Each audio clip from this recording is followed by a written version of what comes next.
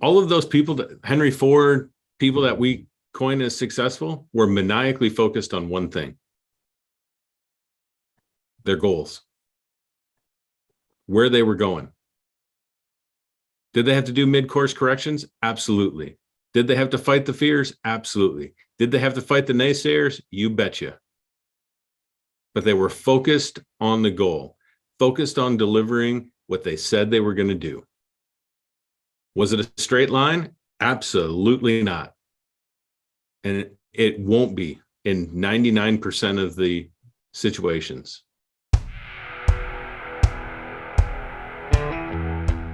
Hey guys, welcome back to another episode of the Grit Meets Growth podcast, where we bring you inspiration and insights focused on getting uncomfortable, making things happen, and creating a magnetic life. If you enjoy the messages you're hearing here, please leave us a review on whatever platform you're listening on, and make sure to subscribe so you don't miss out on future episodes of the podcast. With that, let's get after it.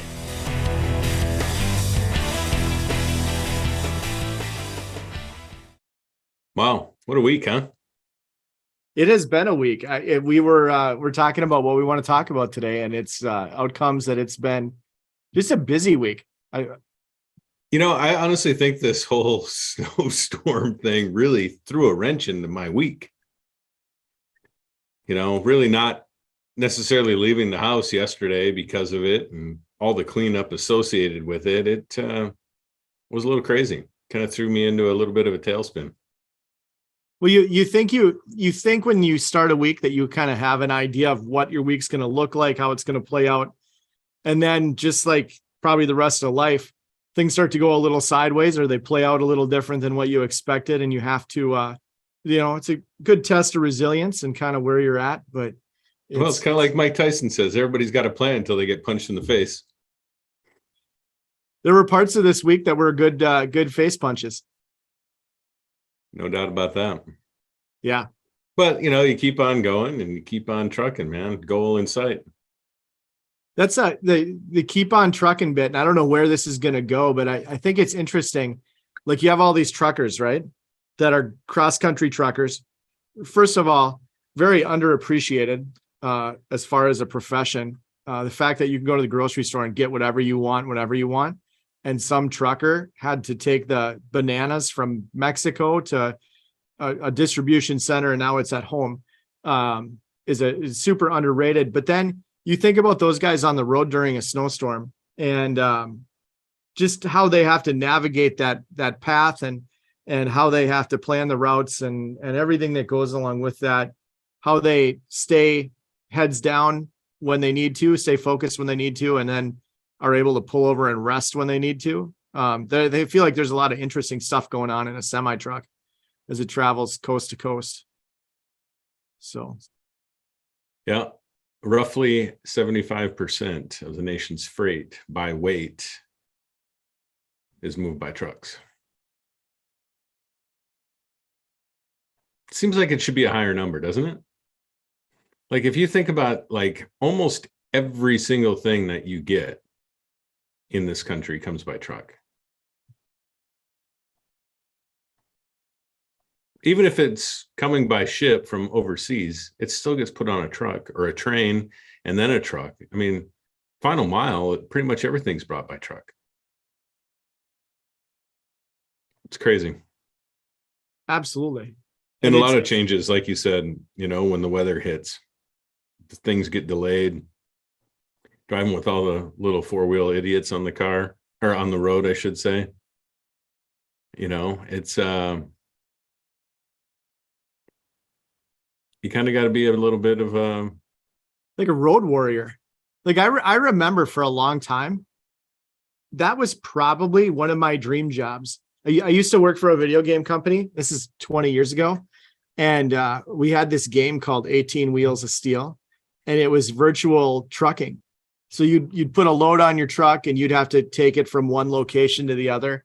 And I remember doing the packaging and marketing for that. And I thought there was something about it that seemed like it had this level of adventure that I could get behind. And you get to see the whole country, coast to coast. You get to drive on these amazing roads, see the mountains, see the forests. And there was just something about it. I'm like, this looks like it would be awesome. So Having plenty of truckers in my family, it's not as glorious as it sounds. but no, in the video game, it was sweet. Well, I'm sure, and there is some of that allure to it, right? And that's part of, seeing the country, whether it's through a windshield, on a motorcycle, is awesome. I mean, there's so much beauty in this country to see.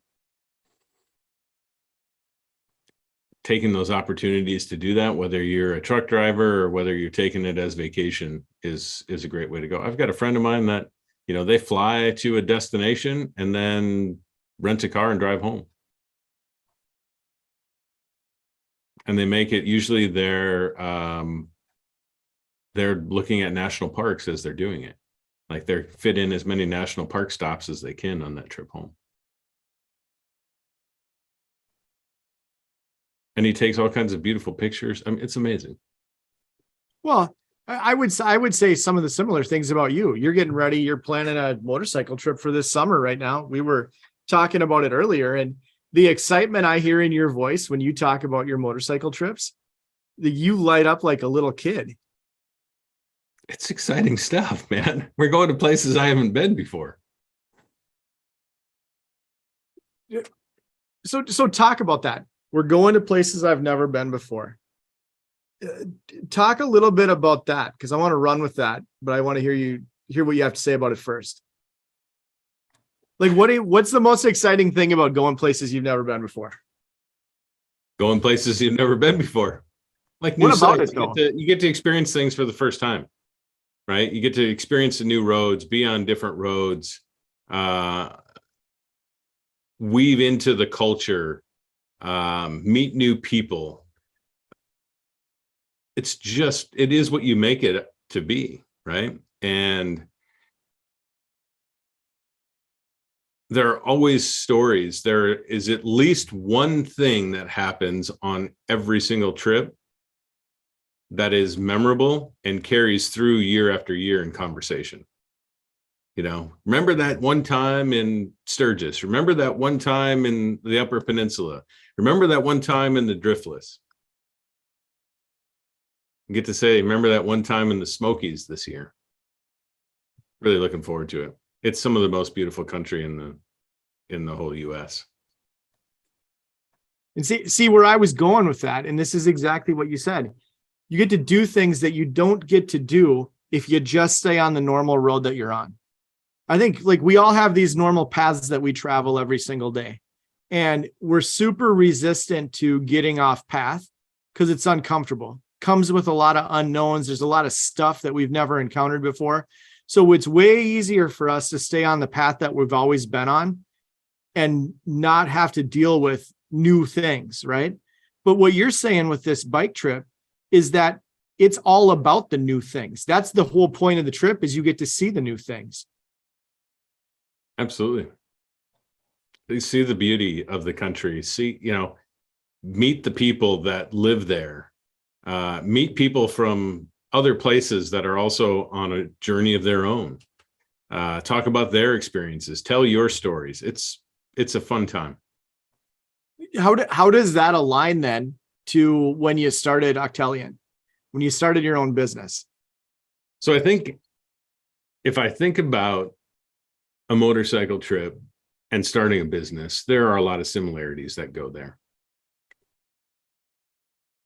You start out with a really good plan of who's going to be with you on the trip, what your path is, what route you're going to take to get somewhere, the sites that you're going to take in. But inevitably, something's going to change. There's going to be something that comes up that you may have to alter your plans with. And that's the same thing with being an entrepreneur, right? The best laid plans, you have to sometimes call an audible. The landscape is going to change in front of you, and you have to be able to go a different direction. On a motorcycle trip, we might have the greatest plan laid out, but there's a major rainstorm in front of us. But I might be able to go north and then east to get around it. So I call an audible and I make that, we make that move. So yeah, a lot of similarities. I mean, we talk about it. There always are.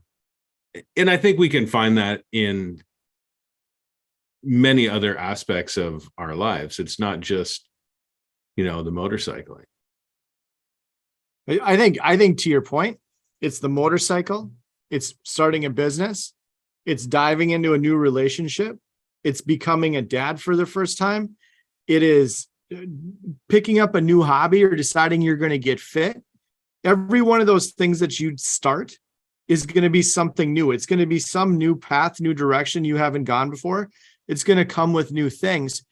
And I think the only way to gain the experience of all those new things is to get comfortable with the fact that they're new things.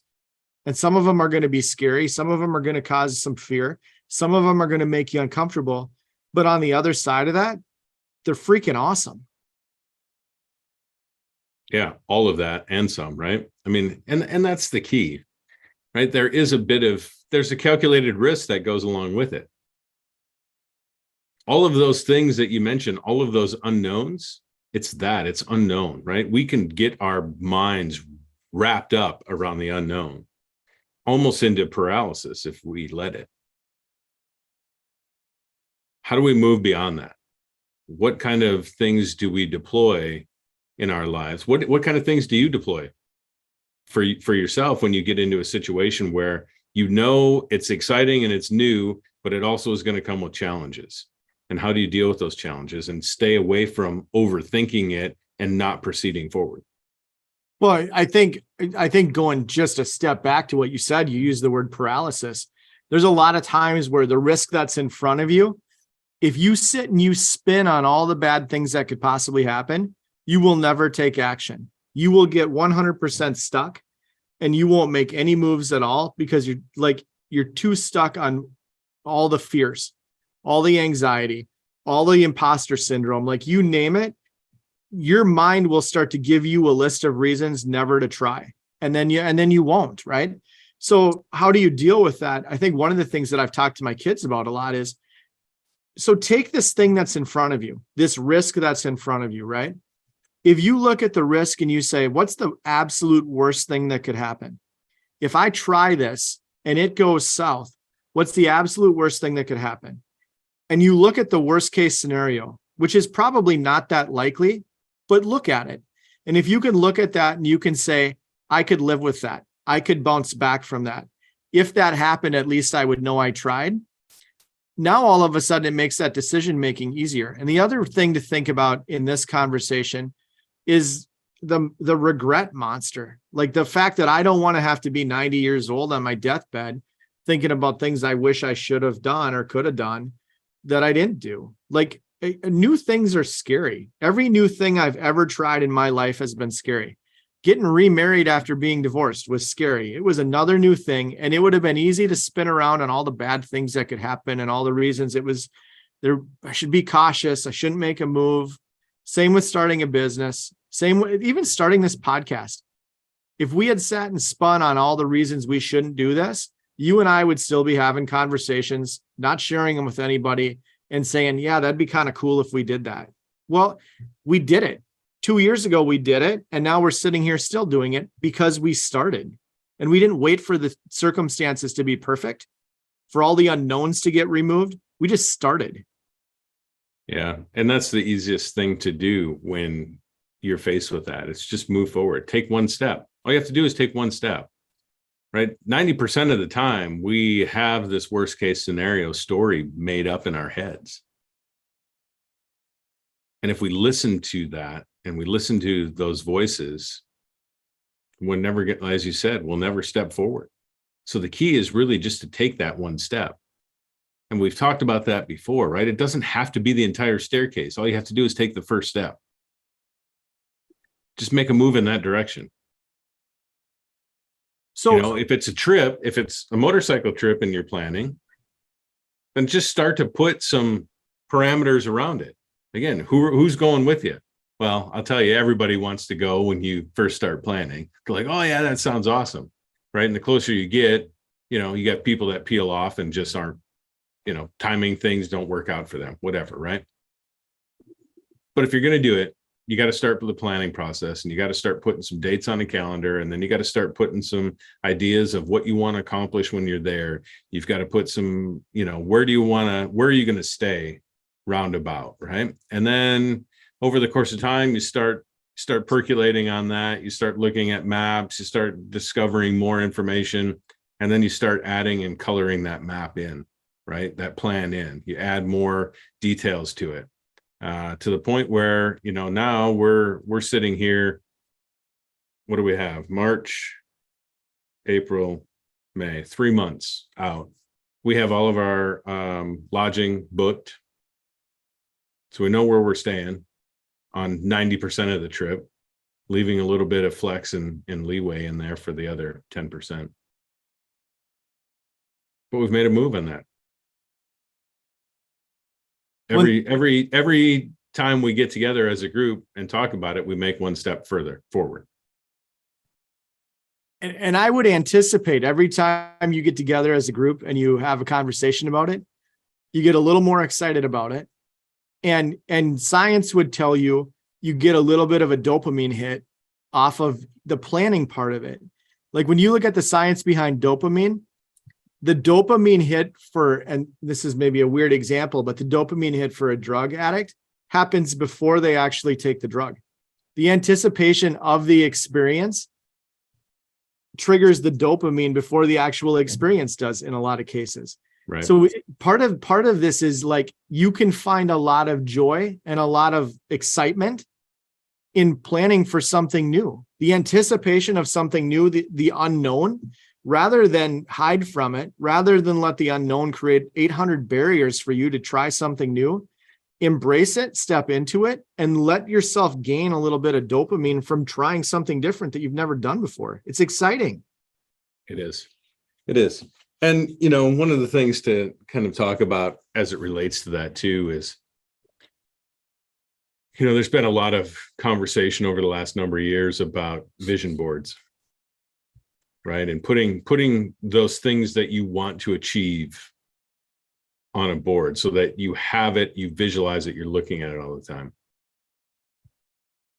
That's great. And those things are great, and you should have that. But just know that just having it on a vision board isn't enough, right? You have to put the work in. You have to put a plan behind it. You have to take the steps towards that. It doesn't just magically appear, which goes back to the planning piece, right? The plan becomes that piece that is integral. And just as you said, you get the dopamine hit from planning it and taking that next step forward. And guess what? Before you know it, you'll achieve the things on that vision board. But without the work, you can't get there.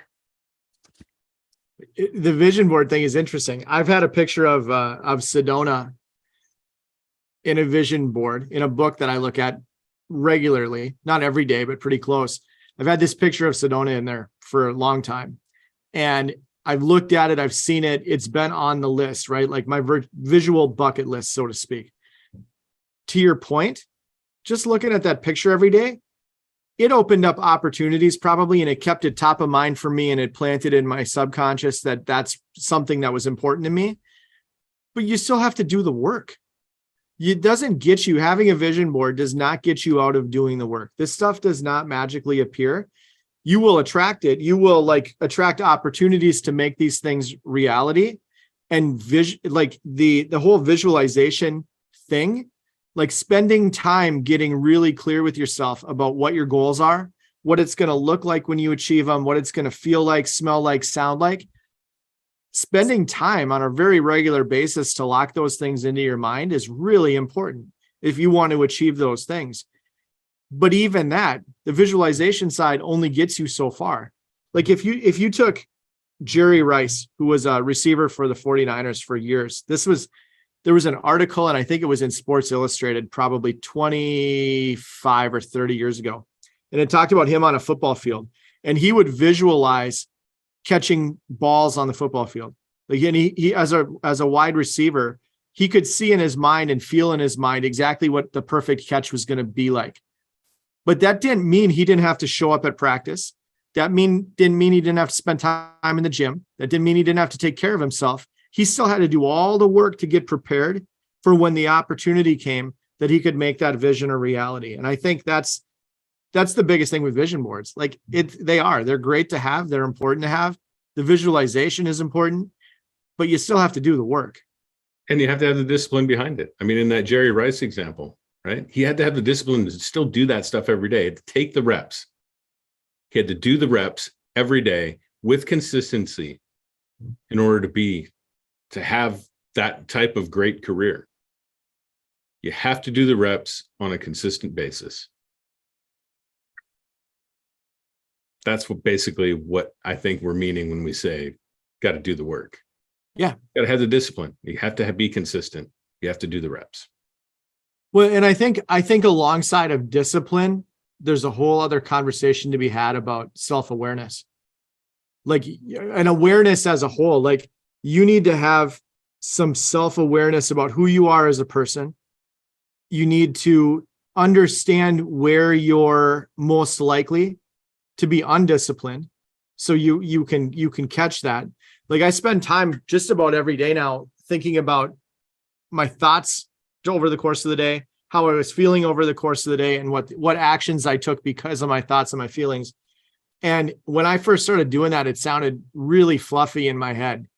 And what I've understood is if I pay attention to how I'm thinking and how I'm feeling over the course of the day, how that's impacting my actions, now I'm able to catch myself a little bit faster in those situations where I start to get a little undisciplined, in those situations where I start to show up in a way that I don't feel good about, or that I'm not going to feel good about in 3 hours when I look back on it. I'm starting to catch myself in those situations earlier because I'm developing some self-awareness. I'm developing some new emotional intelligence, like we talked about before we started recording. Emotional intelligence is another piece to this. Starting to understand myself and other people at a little bit different level. Thinking about your thoughts. Is that like a merry-go-round? Can be. It can be. I'm thinking about my thoughts, that I'm thinking that my thoughts are about thinking about my thoughts. Here's an example. Driving down the freeway, snowy day, the guy in front of me does something that I would label as moronic. And so I get super upset and I'm like, you're a freaking moron. And then I start to feel inside stressed, start to feel tense. I start to feel angry. And then my action on the other side of that, who knows what that could be? Maybe I'm flipping the guy the bird. Maybe I go flying past him. Maybe I hug his bumper for the next mile and a half, right? Going back to that and thinking, okay, when that thought popped into my head, that guy's a freaking moron. Maybe he is, could be. Maybe he's got something else going on. Maybe I need to dial that thought back and catch that before it triggers a feeling that it doesn't make sense. And before I get angry and do something stupid that doesn't need to get done. Like it's going back to connect the dots a little bit and think about what you think about. It is a little bit of a merry-go-round, but there's also some value in there, especially like at the end of the day.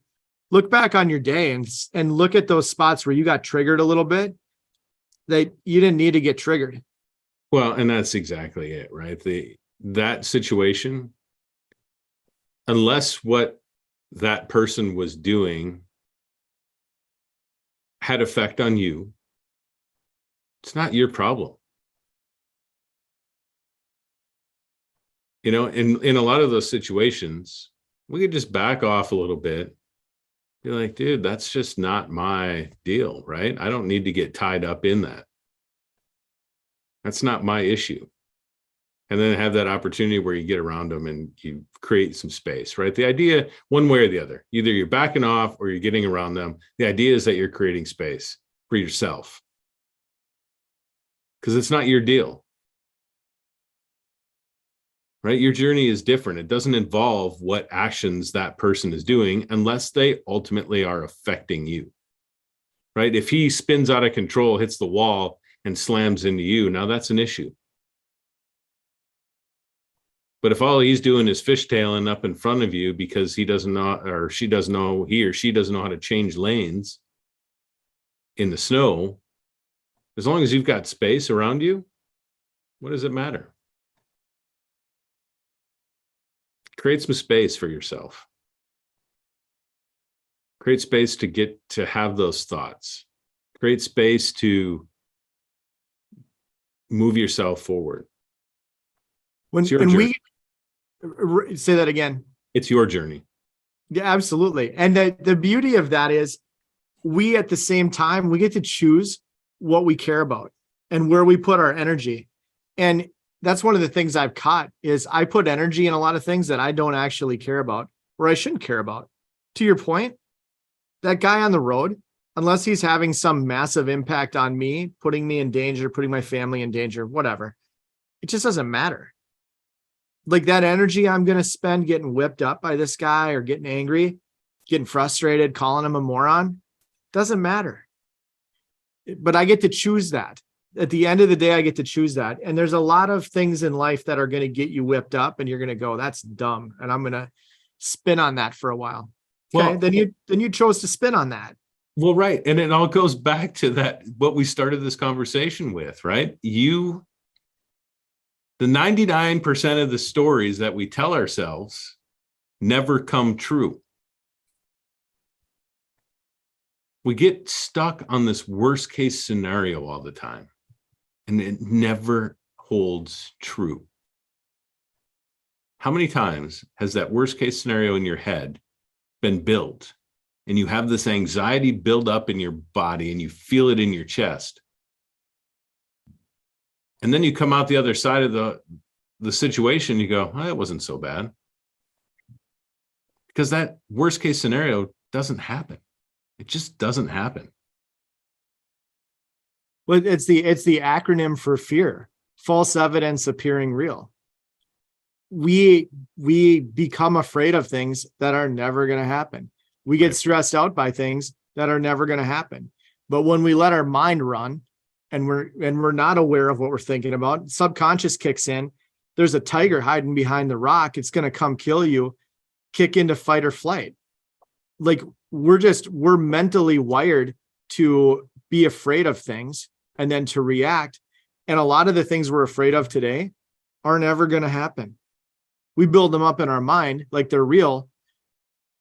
But a week from now, that thing you were afraid of today will have not happened. Some of it will, sure. But most of it, you built up in your mind and it never actually occurred. And I don't know that we're actually wired to be fearful of things. I don't know that we are wired that way. I think much of that is a outcome of society and where things are pushed.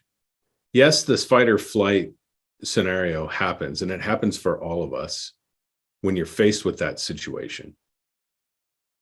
But we don't choose fight or flight before the situation happens, right? Until we're in it. That's when so we're in this thought process. Why is it, though, that through the course of that thought process that we fear things? Why is that? I don't think we're wired that way. I would say I feel like we're wired to go back to a few different sources and based on those sources, what could happen. So if we had a bad experience, if we had a car crash, now every time we're on the road, potentially, it's easy to get wired into, you're wired to like try and prevent the next car crash, right? That's, I think, what I'm talking about with the wiring. Like we go back to past experiences and we use those to try and prevent future bad experiences. Well, sure, because it's a risk management exercise. Exactly. Right? That's where I think the wiring comes in. Yeah, sure. There's past experiences, but if you're saying that we're wired that way by nature, I disagree with that. I think experiences influence that for sure. But I don't think as humans, we're wired to fear things. I mean, you look at what humans have accomplished over history. And the ones that we are in the history books and that we talk about, did they have some fear about what they were doing? I'm sure of it. But they still pressed on because they knew what the outcome was going to be, right? They had their goals set. And they had to adjust their plan as they go along, no doubt. But sitting in fear all the time doesn't get us anywhere. We've got to step out of that. We've got to step out of that. We have to get off of that merry-go-round. Do you think those people that we look at that are successful, say like you take use Henry Ford as an example, the success stories, like you said, like people who we look at as successful now, and you're absolutely right. There have to have been times in their lives where they had things they were afraid of. 100%. I would say there are way less people that have fought through their fears to get to success than there are people who got stuck in their fears and never tried to find their version of success. And so that's where I wonder, like, I think most people at the end of the day, the majority is stuck in this. I'm going to conform to how other people do things. I'm going to let fear be my guide. I'm not going to try things that are uncomfortable. And I think that's why these success stories stick out the way they do. I think they're outliers. I think it's not necessarily natural to buck against the fear. I think it's more natural to have the fear kick in and stop. But the reality is we can all get over that. We can all move through that. All of those people, that Henry Ford, people that we coin as successful, were maniacally focused on one thing: their goals, where they were going. Did they have to do mid-course corrections? Absolutely. Did they have to fight the fears? Absolutely. Did they have to fight the naysayers? You betcha. But they were focused on the goal, focused on delivering what they said they were going to do. Was it a straight line? Absolutely not. And it won't be in 99% of the situations. But if you're focused on the goal, if you look at that vision board and those are your goals, put the plans in place to get there and be focused on them. And don't let things get in your way. That fear can cripple us. But I guarantee you, it's not that bad. And people will say, well, you've done that before, so it's easy for you to say that. You drive downtown all the time, so driving downtown is no big deal. Parking downtown is no big deal because you know where to go. But guess what? There was a time I didn't. And I didn't let it stop me. And now, the person that was fearing driving downtown has done it and said, wow, that wasn't so bad. But until you do it, that fear can take over. Don't let it. Move beyond that. Take the step. You're anxious about something, take the step.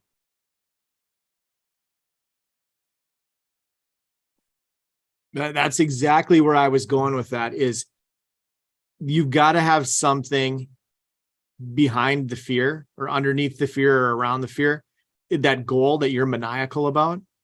Napoleon Hill talks about that in Think and Grow Rich all the time. Like, if you know what the goal is, you know what you want, that's going to help you knock down the fear and you're going to push through it to get there. But you have to be crystal clear on what you want. You have to do the visualization to understand, when I achieve this, this is what it's going to look like, feel like, smell like, taste like. This is what that experience is going to be like. And I want that really bad. And I'm going to go get it, even if it's scary.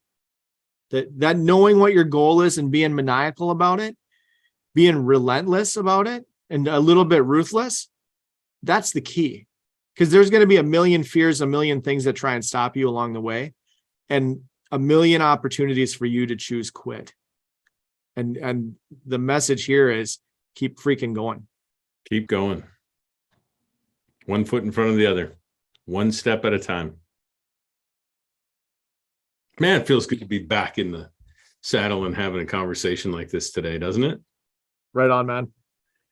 Right on.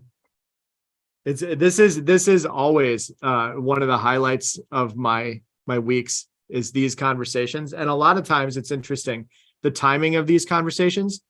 When you said it's easy for you to say you don't have anything to be afraid about, you've already done it.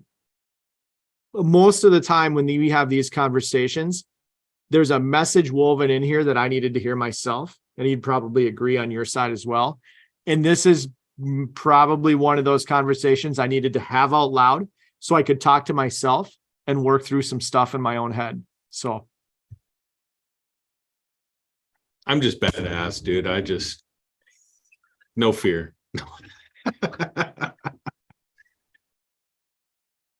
That's funny, man. It is good to be back. So you can cut that out of there. Okay. I'm going to leave it in there and you're going to hear it in the final edit. I am just badass. It's a good thing to be, man. Just keep putting one foot in front of the other. That's as badass as I am. A lot of days, that's all it takes. It doesn't take anything more than that. It doesn't take anything crazy. It doesn't take anything much more bold than one foot in front of the other. Just keep moving. So, yep. This next couple of weeks, you guys, keep moving.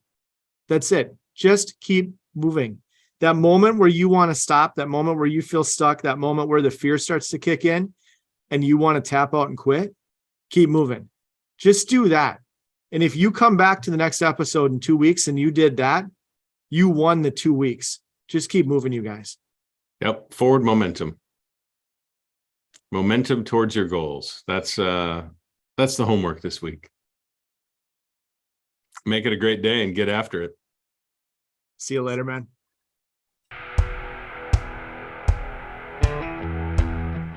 That wraps it up for today's episode. Thanks for tuning in. Thanks for being part of the Grit Meets Growth tribe. And thanks for growing along with us and being part of this journey together. If you know someone who needs to hear the conversation we had today, please share it. If you got something out of this conversation, please leave us a review. And finally, if you want to make sure you don't miss future episodes, just remember to subscribe. We're thankful for each and every one of you. And as my co-host and good friend Chris Cathers always says, make it a great day.